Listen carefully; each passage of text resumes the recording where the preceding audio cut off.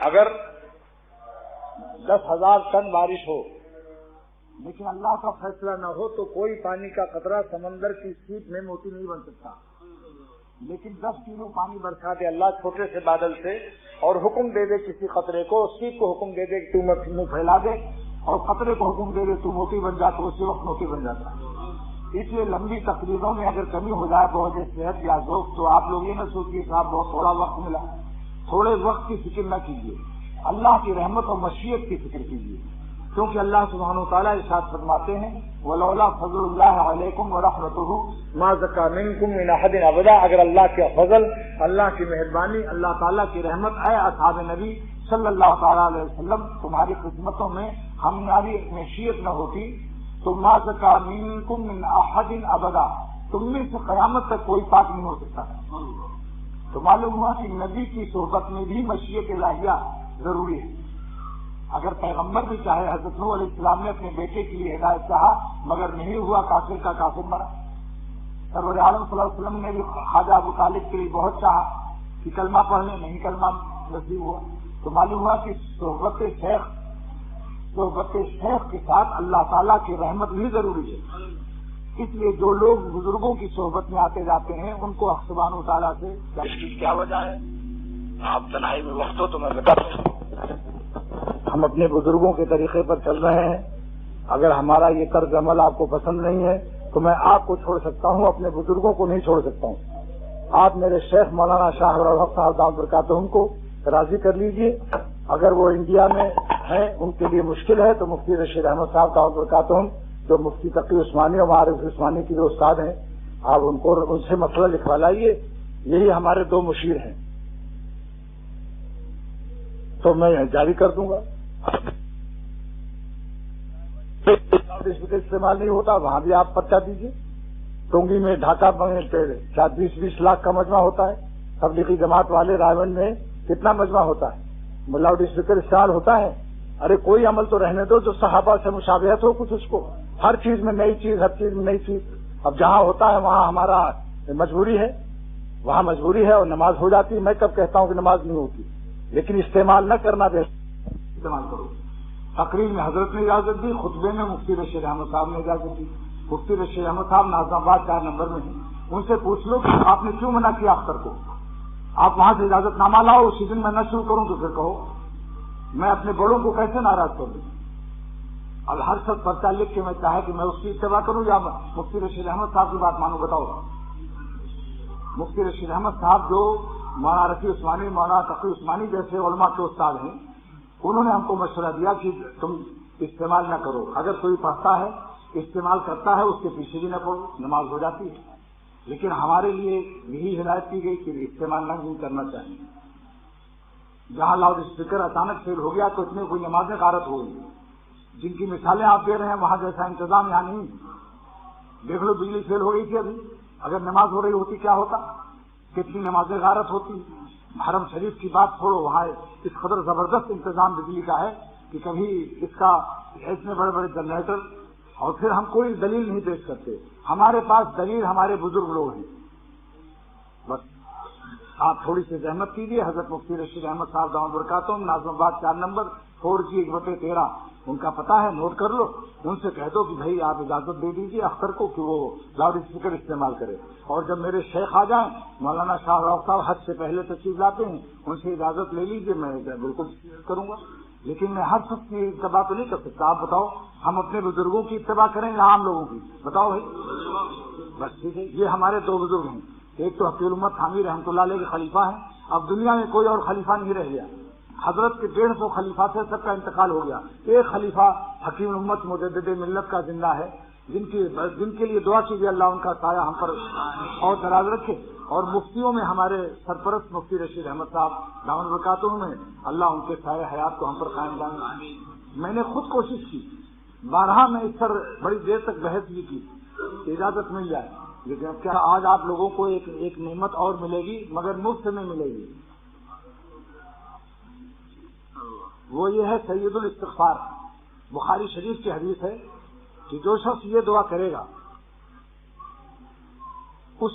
اس کے راوی حضرت شداد بن اوس رضی اللہ تعالیٰ عنہ ہیں، فرماتے ہیں کہ جناب رسول کریم صلی اللہ علیہ وسلم نے ارشاد فرمایا جو شخص اس دعا کو دن میں پڑھ لے یعنی صبح صبح اور رات سے پہلے پڑھ لے، جو دن میں پڑھے گا اور رات میں اس کی رات سے پہلے یعنی غروب سورج کے مغرب ڈوبنے سے پہلے موت آئے گی تو وہ اہل جنت سے ہوگا، اور جو رات کو پڑھ لے صبح ہونے سے پہلے اگر موت آئی رات میں تو وہ بھی اہل جنت سے ہوگا۔ بخاری شریف کی حدیث ہے۔ ایک ڈوبتے کو تنکے کا سہارا ہے، ہم سب ہیں گنہگار، سمندر گناہوں کے سمندر میں ہم ڈوبے ہوئے ہیں، تو بتاؤ اس میں ہاتھ پیر مارتا ہے یا نہیں؟ ہم ایسے سہارے کو سراکوں پر رکھتے ہیں جو سہارا ہمیں سید الانبیاء محمد الرسول اللہ صلی اللہ تعالی وسلم نے عطا فرمایا، اس سے بڑھ کر کون سا سہارا تلاش کرو گے؟ بتاؤ۔ ایک حدیث جب میں نے پڑھائی کہ جو 100 مرتبہ روزانہ لا الہ الا اللہ پڑھ لے گا، لا الہ، تو قیامت کے دن اس کا چہرہ 14 تاریخ کی رات کی طرح چمکے گا۔ تو ایک صاحب نے پوچھا روزہ نہ رکھے نماز نہ پڑھے بس خالی 100 دفعہ لا الہ الا اللہ پڑھ لے؟ میں نے کہا ذرا عقل کی ناخن لو، کچھ ہوش کی دوا کرو۔ سرور عالم صلی اللہ علیہ وسلم کی بشارت ہے، کسی عامی آدمی کی بشارت نہیں ہے۔ جب سید الانبیاء صلی اللہ علیہ وسلم کی بشارت ہے تو اللہ تعالیٰ اپنے نبی کی بشارت کی لاز رکھے گا یا نہیں؟ اور جب فیصلہ کر دے گا کہ اس نے جو 100 مرتبہ لا الہ الا اللہ پڑھا ہے اس کو ہمیں جنت قیامت کے دن 14 تاریخ کی چاند کی طرح اس کا منہ اجالا کرنا ہے، تو جو فیصلہ اللہ کرے گا تو کیا منہ اجالا کرنے والا عمل نہ دے گا؟ منہ کالا کرنے والے عمل سے حفاظت اللہ کے ذمہ ضروری نہیں ہوگی؟ تو جو لا الہ الا اللہ ایک تصویر روزانہ پڑھے، بیچ میں محمد رسول اللہ صلی اللہ علیہ وسلم بھی پڑھ لے، آخر میں دعا کر لے کہ اے اللہ اپنے نبی کی بشارت کو میرے حق میں فیصلہ کر دے اور قیامت کے دن میرا چہرہ چاند کی طرح 14 تاریخ کا چاند ویسا روشن کرنے کا فیصلہ کر دے، تو اللہ تعالیٰ اپنی رحمت سے جب قبول فرما لیں گے تو منہ اجالا کرنے والے اعمال کی توفیق اور منہ کالا کرنے والے اعمال کی حفاظت اللہ تعالیٰ کے ذمہ ہو جائے گی۔ یہ معمولی باتیں نہیں ہیں، میں تو کمزوروں کے بھی نئے نئے نقطے تلاش کرتا رہتا ہوں۔ ایک میرے دوست نے ملتزم پر میرا شعر پڑھا، میرا شعر ملتزم پر بیت اللہ کے دروازے اور حجر اسود کے درمیان میں جو دیوار ہے ملتزم ہے، سارے دنیا کے پیغمبروں کے سینے مبارک وہاں لگے ہوئے علیہ الصلوۃ والتسلیم، تو وہ میرے شیخ کا خلیفہ بھی ہے۔ اس نے کہا میں نے تمہارا شعر آج ملتزم پر پڑھا، میرے جینے کو سہارا چاہیے، میرے جینے کو سہارا چاہیے، دل ہمارا غم تمہارا چاہیے، میرے جینے کو سہارا چاہیے، دل ہمارا غم تمہارا چاہیے، جو ظالم اللہ کی محبت سے محروم ہے، چاہے بادشاہ بھی ہو تخت و تاج بھی اس کی کوئی قیمت نہیں رکھتی۔ دوستو ہماری قیمت اللہ کی رضا سے ہے، اپنی مال و دولت اور اپنے فیکٹریوں کارخانوں سے اپنی قیمت نہ لگاؤ۔ علامہ سید سلیمان ندوی کا شعر ہے، ہم ایسے رہے یا کہ ویسے رہے، وہاں دیکھنا ہے کہ لہذا یہ آپ کو سید الاستغفار بخاری شریف کی مغفرت مانگنے کی کلمات جو سرور عالم محمد الرسول اللہ صلی اللہ علیہ وسلم کی زبان مبارک سے نکلے ہوئے ہیں، یہ آپ کو ابھی تقسیم ہو جائے گا، اس کو روزانہ صبح شام پڑھ لیا کیجیے۔ جب اللہ تعالیٰ اس دعا کی برکت سے اپنی مغفرت کا فیصلہ کریں گے تو مغفرت کے اعمال بھی دیں گے اور بخشش نہ ہونے کے اعمال سے بچائیں گے بھی۔ کیا بھائی پھر گڑبڑ ہو گیا؟ اب بتاؤ، لیکن یہ کوئی علت نہیں، کوئی کہہ سکتا ہے کہ ہم کوئی ایسا جنریٹر لگا دیں گے آٹومیٹک چل جائے گا۔ میرا عمل دو بزرگوں سے تعلق رکھتا ہے، زندہ ہیں ابھی الحمدللہ۔ حضرت مولانا شاہ روخ صاحب نے، میں نے لاؤڈ اسپیکر سے نماز شروع کر دی تھی، اتنا ڈانٹا مجھ کو کہ میں کیا کہوں۔ میں نے کہا حضرت اطمینان رکھیے، ہم آپ ہی جیسے بزرگوں پر اور مفتی رشید احمد صاحب جیسا فقیہ جو استاذ العلماء ہے، اب سمجھ لو مفتی تقی عثمانی اور معرفی عثمانی کا استاد ہے، ان سے لے آؤ جا کر۔ اب کہاں ہوتا ہے کہاں نہیں ہوتا یہ ہماری ذمہ داری نہیں ہے، جو ہوتا ہے اس سے پوچھو تم کیوں کرتے ہو، جو نہیں پڑھتا اس نے بتا دیا کہ ہم اس لیے نہیں پڑھتے، اب جو کرتے ہیں ان سے وجہ ان کی پوچھو، ہم دوسروں کے عمل کے ذمہ دار نہیں ہیں۔ ہمارے شیخ نے تو فرمایا کم سے کم نماز تو صحابہ جیسی پڑھ لو، جو اس زمانے میں لاؤڈ اسپیکر نہیں تھے۔ ایک عمل اللہ کا ہے اب جہاں مجبوریاں ہیں آپ اس کو قیاس نہ کرو، جہاں مجبوریاں ہیں، جہاں انتظام نہایت شاندار ہے وہ واضح جانے، لیکن نماز ہو جاتی ہے، ہم بھی ہی کہتے ہیں۔ لیکن مفتی شفیع صاحب رحمۃ اللہ علیہ نے لاؤڈ اسپیکر کے استعمال پر لکھا ہے کہ اس کا نہ استعمال کرنا بہتر ہے۔ ہم بہتر پر عمل کرتے ہیں تو ہم کو اس معاملے میں معذور دارمت کی تو نہ دی گئی، مجھے معذور سمجھ لو ہے۔ تو یہ ابھی آپ کو انشاءاللہ مل جائے گا۔ اس کے جو کلمات ہیں سید الانبیاء محمد رسول اللہ صلی اللہ علیہ وسلم نے یہ کلمات سکھائے ہیں۔ اب آپ سمجھو اس کی قیمت کتنی ہے۔ یہ مغفرت کی دعا حضور صلی اللہ علیہ وسلم نے سکھائی، اور روایت بھی سب سے بڑی کتاب بخاری شریف کی ہے۔ ابھی آپ لوگوں کو ایک ایک پرچہ مل جائے گا۔ ٹھیک ہو گیا بھائی؟ اسباب کی فکر نہ کرو۔ اگر اللہ تعالیٰ نے آپ کا آنا قبول کر لیا اس مسجد میں اس وقت، اور ہماری تقریر کو قبول کر لیا، میری زبان آپ کے کانوں کو قبول کر لیا، تو آپ کی ہدایت قطعی ہے، چاہے لاؤڈ اسپیکر ٹھیک ہو یا نہ ہو، تو وہ ہدایت اللہ کے قبضے میں۔ بتاؤ، صحابہ سے اللہ تعالیٰ قرآن میں نازل فرما رہے ہیں، قرآن پاک میں، ولولا فضل اللہ علیکم ورحمتہ، اگر اللہ کی رحمت و تم پر فضل نہ ہو، ما زکا منکم من احد ابدا، اے صحابہ تم میں سے کوئی قیامت تک پاک نہیں ہو سکتا تھا۔ اس لیے یہ دعا کرو کہ اللہ تعالیٰ اپنی رحمت و فضل کو جو اس آیت میں فرمایا ہم سب کی قسمت میں لکھ دے، پھر ساری دنیا ہم کو گمراہ نہیں کر سکتی۔ جس کو اللہ ہدایت دے اس کو ساری دنیا گمراہ نہیں کر سکتی، اس کا نفس بھی نہیں گمراہ، بلکہ گمراہ ہونا چاہے تو نہیں ہو سکتا۔ نسبت اسی کا نام ہے، نسبت اسی کا نام، ان کی گلی سے آپ نکلنے نہ پائیے۔ یہ صاحب نسبت کی علامت ہے۔ مولانا شاہ محمد احمد صاحب رحمۃ اللہ علیہ نے فرمایا کہ جس کو اللہ اپنا بناتا ہے یعنی صاحب نسبت کرتا ہے، اس کی شان یہ ہے کہ گمراہ ہونا چاہے بھی تو نہیں ہو سکتا۔ اس لیے فرمایا نسبت انہی کا شعر ہے۔ یہ مولانا شاہ محمد احمد صاحب رحمۃ اللہ علیہ کا شعر ہے، نسبت اسی کا نام ہے، نسبت اسی کا نام، ان کی گلی سے آپ نکلنے نہ پائیے، نکلنا بھی چاہو تو نہیں نکلنے دیں گے۔ سنقر ایک غلام تھا، سنقر، وہ نمازی تھا، اس کا مالک بے نمازی تھا۔ 800 برس پہلے کا قصہ ہے۔ مولانا جلال الدین رومی رحمۃ اللہ علیہ فرماتے ہیں کہ سنقر کا ایک غلام تھا نمازی، اس کا مالک بے نمازی۔ اس نے صبح مارکیٹنگ سبزی وبزی خریدی، اس کے سر پر لادا، رات کو اندھیرے میں، اس کے بعد فجر کی نماز جماعت سے اس نے پڑھی۔ اب یہ بے نمازی تھا، مسجد کے باہر اس کا انتظار کر رہا ہے۔ اس کو اس دن دعا میں اتنا مزہ آیا کہ اس کو بھول ہی گیا کہ میں کسی کا غلام ہوں۔ اپنے اصلی مولا کو جب پا گیا تو اس کو یہ بھی یاد نہ رہا کہ میں کسی کا غلام و نوکر ہوں۔ مزہ سے خوب مانگ رہا ہے۔ آخر اس نے انتظار کیا، سب نمازی جب نکل آئے تو مالک صاحب مسجد کے باہر سے چلائے زور سے، ابے او سنقر جلدی آ۔ اس نے کہا کہ نہیں آنے دے رہے ہیں۔ ارے اس نے کہا تنخواہ تو میں دیتا ہوں، کون تجھ کو پکڑے ہوئے ہے؟ تجھ کو کون باہر نہیں آنے دے رہا ہے؟ اس نے کہا جو تجھ کو اندر نہیں آنے دے رہا ہے وہی مجھ کو باہر نہیں آنے دے رہا ہے۔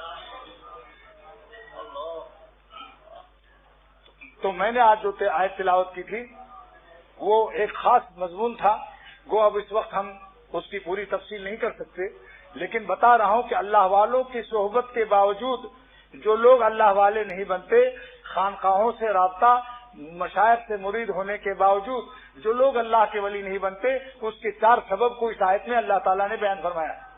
بتاؤ ضروری مضمون ہے یا نہیں؟ کہ ساری زندگی مرید بھی رہے اور بزرگوں کے مشورے پر ذکر بھی کرتے رہے، پھر بھی وہ اللہ کے ولی نہ ہوئے۔ یہ شرطیں ضروری ہیں یا نہیں؟ اللہ سبحانہ و تعالیٰ فرماتے ہیں، اب جلدی سے 5 منٹ میں اس کو بیان کرتا ہوں۔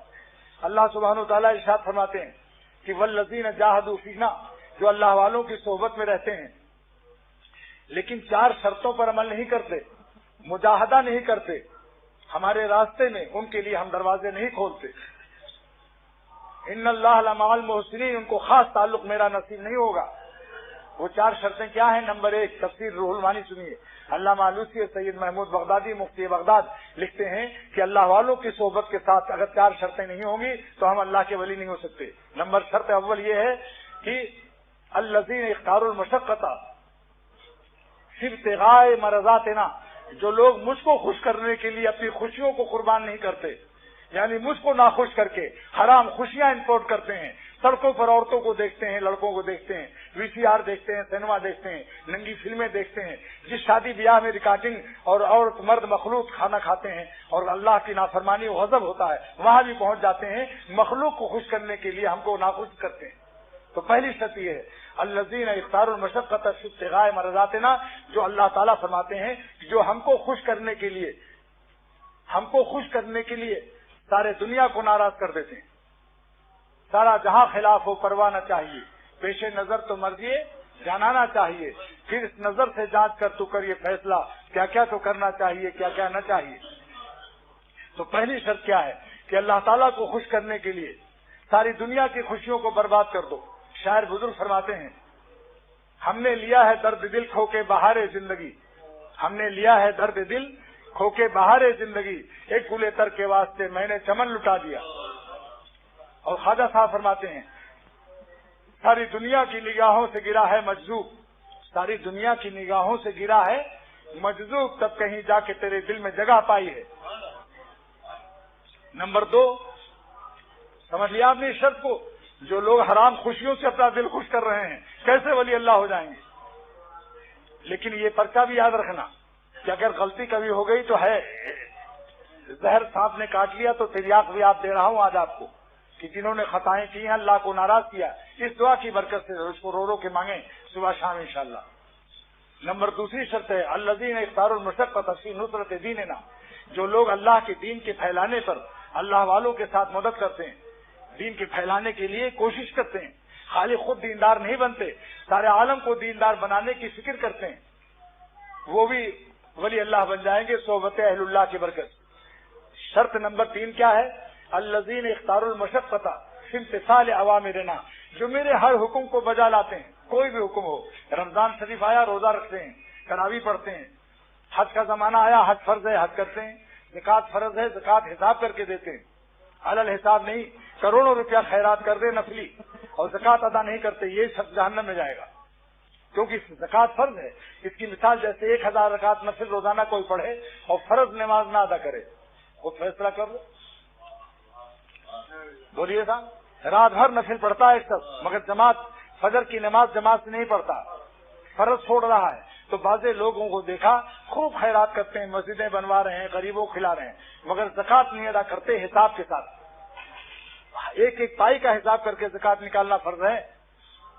3 شرطیں ہو گئی نا بھائی، کہ اللہ کو خوش کرنے کے لیے اپنی خوشیوں کو قربان کرنا، اللہ کے دین کو خود اپنے اوپر نافذ کرنا، دین کو پھیلانا، نمبر 3 اللہ کے احکام کو بجا لانا، اور نمبر 4 الذین اختاروا المشقۃ فی الانتہاء عن مناہینا، جو لوگ ہماری نافرمانی سے اپنے کو بچانے کا غم اٹھاتے ہیں، جو لوگ حرام لذتوں سے اپنے قلب کو محروم کرتے ہیں، ان کے دل پر میری رحمت کی بارش ہوتی ہے کہ یہ میرا اصلی بندہ ہے جس نے حرام اور میرے غضب اور میرے قہر اور میری ناراضگی سے بچنے کے لیے کتنا غم اٹھایا، بہت دل چاہتا تھا اس کا بھی حسینوں کو دیکھنے کے لیے۔ مگر خواجہ عزیز الحسن مجذوب رحمۃ اللہ علیہ فرماتے ہیں بہت کو ولولے دل کے ہمیں مجبور کرتے ہیں، بہت کو ولولے دل کے ہمیں مجبور کرتے ہیں، تیری خاطر گلے کا گھونٹنا منظور کرتے ہیں۔ جو زمین پر رہتے ہوئے اپنی خوشیوں کا خون پیتے ہیں ان کے دل پر قرب کا سورج نکلتا ہے، جب سورج نکلتا ہے آسمان لال ہو جاتا ہے یا نہیں بتاؤ؟ اللہ تعالیٰ بھی اپنے قرب کا سورج اسی دل میں نکالتا ہے جو اپنی حرام خوشیوں کا خون سے اپنے دل کو لال کر لیتے ہیں، اس کے دل کے آسمان سرخ سے اللہ کے قرب کا سورج نکلتا ہے۔ یہ 4 شرطیں بتا دی، اس کے بعد فرمایا کہ اگر اس 4 شرطوں کے ساتھ صحبت اہل اللہ نصیب ہوئی تو لنہدینہم سبلنا، ہم بے شمار راستے ان کو اپنی ہدایت کے، ہر ذرہ ان کو ہمارا راستہ بتائے گا۔ ہماتن ہستی خابیدہ میری جاگ اٹھی، ہر بونے منہ سے میرے اس نے پکارا مجھ کو، ہماتن ہستی خابیدہ میری جاگ اٹھی، ہر بونے منہ سے میرے اس نے پکارا مجھ کو، ہر طرف اس کو اللہ کی نشانی نصیب ہو جائے گی، بے شمار دروازوں سے اللہ بلائے گا اس کو۔ لنہدینہم سبلنا، جس کی 2 تفسیر ہے، اے سبل السیر الینا و سبل الوصول الی جنابنا، یعنی سیر الی اللہ بھی دوں گا اور سیر اصول الی اللہ بھی دوں گا، یعنی اس کو اللہ تک اللہ بلائے گا، پھر اپنا دربار کے خاص کھول لے گا اور وہ دربار کے اندر داخل ہو جائے گا، یعنی اللہ کا مقبول خاص بن جائے گا۔ ان اللہ لمع المحسنین، اللہ تعالیٰ فرماتے ہیں ہم ان کو، یہ ہمارے مخلص بندے ہیں جنہوں نے غم اٹھایا۔ یہ کیا ہے؟ حلوہ خور ہیں، یہ ہر وقت حلوہ کھانے سے اللہ کا راستہ نہیں ملتا، کہ حلوہ کھانے اور اپنی مرغوب غذاؤں کے لیے جان و دل فدا، اور جہاں نافرمانی کا آیا وہاں مٹی کے ڈھیلے بن گئے، چاروں کھانے چت ہو گئے۔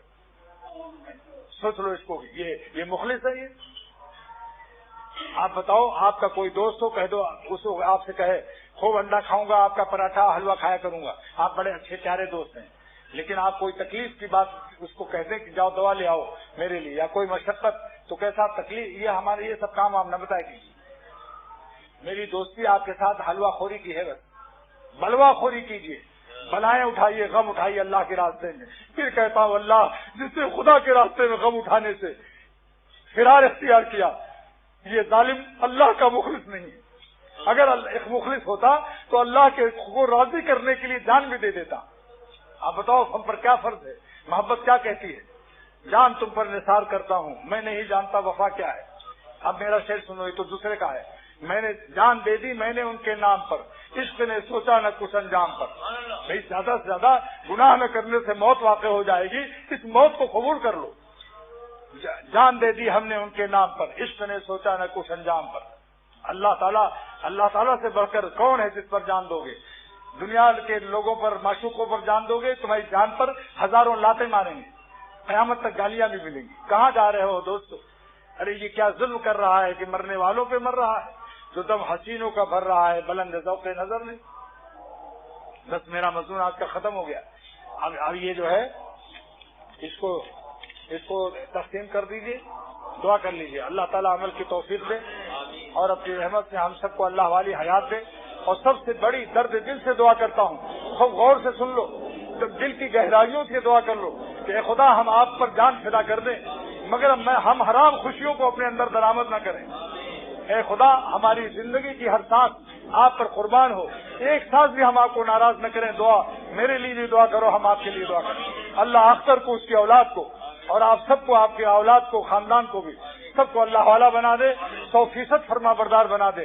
اے خدا نفس و شیطان کی ان دشمنوں کی غلامی سے نکال کر اپنی 100% فرما برداری نصیب فرما دے۔ وآخر دعوانا الحمدللہ رب العالمین۔ اور کراچی شہر کو، سارے ملک کو اللہ تعالیٰ، سارے عالم اسلام کو امن اور عافیت کا شہر بنا دے، امن و عافیت کا ملک بنا دے۔ صلی اللہ تعالیٰ